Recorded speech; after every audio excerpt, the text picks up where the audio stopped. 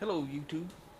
So today with Sophie the Wiener Schneider, Wiener Schnitzel, we're gonna discuss, gonna discuss winterization of your motorcycle.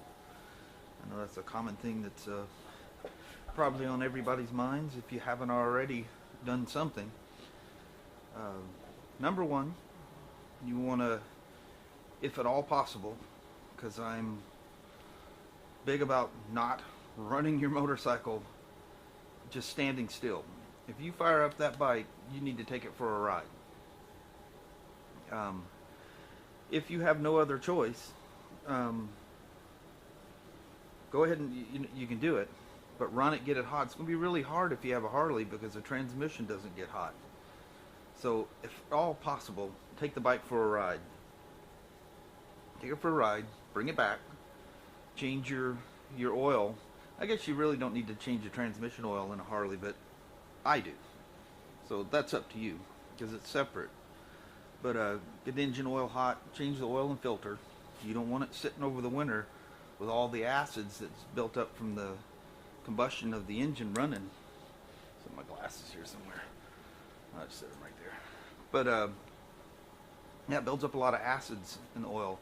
And if you're taking a lot of short runs, less than a 30-minute ride, as Honda says, a minimum of 30 minutes of stop and go traffic, which you know how hot that'll get your bike. So, I would say, go for at least a half-hour drive. Get it good and hot, come back, have everything ready, because while all the crap is suspended in the oil because you're just running the bike, you want all that to just flush out. You don't want it to start settling and collecting in places. Have your shit ready when you change the oil. Get it in, change the oil, change the filter. Don't wait too long to do it. Get the new oil and filter in there so the bike is still relatively warm or even hot if you do it quick enough. Like on one of these, it's so easy. So easy. But you got one drain and one filter, fill the tank up, light her off. And anyway, get the oil level right, because you don't want to go through this. The reason I say don't let it cool down, you want to change the oil quickly. You don't want it to cool down. You don't want to go through a warm-up cycle in your garage and build all the condensation back in the oil.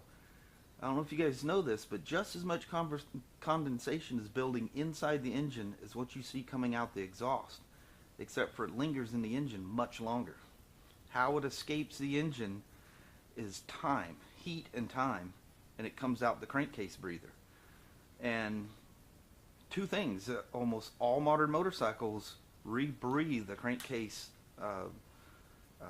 ventilation system. It doesn't go out in the atmosphere like 30, 40 years ago. Even then they weren't doing it that much. But anyway, so not only is the condensation building inside your crankcase and inside your engine, as it's trying to burn it off, it's pulling it back into the the top end of your engine, in the combustion chamber, and then it exits out the exhaust.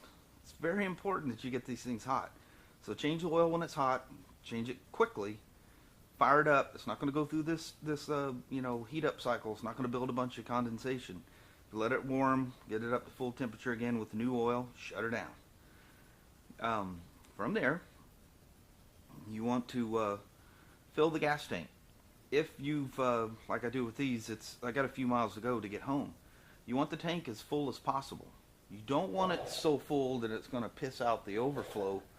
If you live in California, Canada, or other really restricted places, you have a charcoal canister, and that's not a good thing either. You definitely don't want to overfill one of those. You want to fill it up as high, to the maximum level. You want the least amount of oxygen in the tank. Don't leave a bunch of airspace in there. That's going to collect moisture. What I do, I ride them home. I have a race can that I keep prepped with treated fuel, and I'll go through and I'll top the tanks off. I just bloop, bloop. You want them full, but you want to treat that fuel. You don't want to let it sit. What I recommend, and by the way, the car wash stuff and this, I'm not being sponsored by any of these guys. These are just things that I use, and I tell people All day long it worked about the same thing. Use Stable brand fuel stabilizer, but you want the marine formula. It lasts longer and it treats the ethanol. Doesn't make the ethanol in the fuel go away. It basically neutralizes it, stops it from collecting moisture. It's hygroscopic. It's like brake fluid. Ethanol attracts moisture, drastically attracts moisture. So with the treated fuel, if it's carbureted, you want to do this, even before you top off the tank, you want to treat your fuel. What I do, I've got these little bottles of this that we sell at work. I just throw it in my coat pocket, backpack, or whatever. I go to the gas station, top it off. You calculate how much your tank holds and how much you need, and they got these cool little measuring things here. You squeeze up what you want, treat it at the gas station. Drive the thing home with that treated fuel. That is all now getting into the carburation or fuel injection system, depending on what you have. It's getting in the fuel pump, everything. It's all in the lines, it's everywhere. You come home, you're treated. Then what I do is I treat a can of gas. A lot of time in the winter I buzz around these little pit bikes and stuff, and I use the gas out of the race can. But anyway, I top them off with treated fuel. Tank's full. Your fuel will be safe, more than safe, with a marine formula stable fuel stabilizer. More than, you'll be fine. Turns your gas blue, so if you have a lot of two-stroke stuff and you use a premix that looks blue when you mix it, be careful. Don't get confused that your treated fuel in your race can is thinking it's premix. Mark your cans if you have multiple cans. The next thing you want to do is you want to, if it's a bike that like this is all chrome and blingy, wax everything down. Whatever you use, you don't have to put a big coat of wax on there. I do. I use the wax and stuff, and I wipe everything down with a polish, so it's treated. The metal is treated. This is a climate controlled shop. There's a furnace and stuff in here, and it the humidity's low, and I'm safe in here. The iron, obviously, I can't polish that, but I do if it's gonna. Another thing too, besides the wax, to kind of got a couple things going in my head here at the same time. If your bike is sitting in an area where it's not climate controlled, and it's it's exposed to changing temperatures, that's the big thing. If the temperature, if it's sitting like in an old lawnmower shed or something like that, the sun beams on the shed and it warms up during the day and then it cools off at night. It's attracting moisture. I don't have a can of it here. In fact, I need to text my wife and tell her I need a can. But I use Honda silicone spray. It goes on. It doesn't put any kind of polish or anything on there. It's invisible once it's on. Never wipe it. You got to let it dry on its own. And if you wipe it, it puts this weird smeary stuff in it. It just doesn't work right. But like in the fins and stuff like that, in these areas, you probably want to spray that before you polish your chrome, because it will leave marks on the chrome. It will wipe off. It's just not quite as shiny. But the painted parts of the motor, underneath the cradle, places you don't think of, spray that silicone spray on it. Hell, you can even, I won't even go there. But anyway, spray any metal parts on your engine. All engines on motorcycles now are aluminum. And like this thing with the shaved fins, that'll oxidize very, very easily. The cases, if these weren't treated, they'll oxidize. We get these Harleys in all the time, and the Japanese coat their stuff pretty good, but over time it can get through them too. The cases aren't just bare on Japanese bikes like I've seen on some Harleys, but I've seen these painted ones oxidized up, where they're powder coated with what they call crinkle or wrinkle, I think Harley calls it. The other thing, if you don't already have one, if you have a Harley, almost all Harley shops put them on, but a battery tender lead. And I don't mean to use that as a name brand because I'll tell you about that. I run into issues every spring with this. Get yourself a good charger. This is a charger and maintainer. This is an Optimate 3. Now, don't be confused because it says Honda on it. Honda was selling these things. This is one of 2 chargers that are authorized to use to charge a battery for a possible warranty consideration. You use any other charger and Honda will not honor the warranty of the battery. They have a tester that kicks off a code that must be some top secret thing. But anyway, when you're filing a warranty claim, you tell them, you know, you're using an Optimate 3 or one of the larger, very expensive chargers. But this thing, it's not just a battery tender. It actually cycles the battery. It will put a load on it, draw it down, and then charge it back up. And it's doing this. Like I'll leave these things on and you'll come out and it's flashing and doing all kinds of different things. It's working the battery. You don't want to put a charger that's just going to put, say, 750 milliamps non-stop at the battery and just hold it there. That's not good for the battery. You can use, you know, the inexpensive chargers, but my recommendation there is once a month. Go put it on for a couple of days. If it's a real low amp charger, put it on for a couple of days, take it off. Mark your calendar or put a thing in your phone, Outlook, whatever you use to remind you of things, and once a month go out and put it on for a couple of days. Don't leave it on all winter. One of these you can leave on all winter. They're fairly expensive.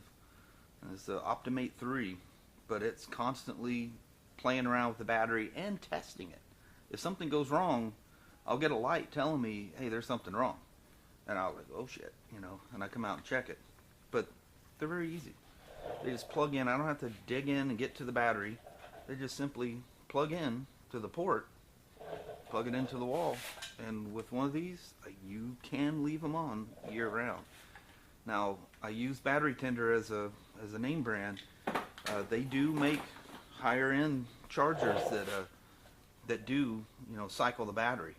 It maintains the battery, because the battery sitting at a steady charge.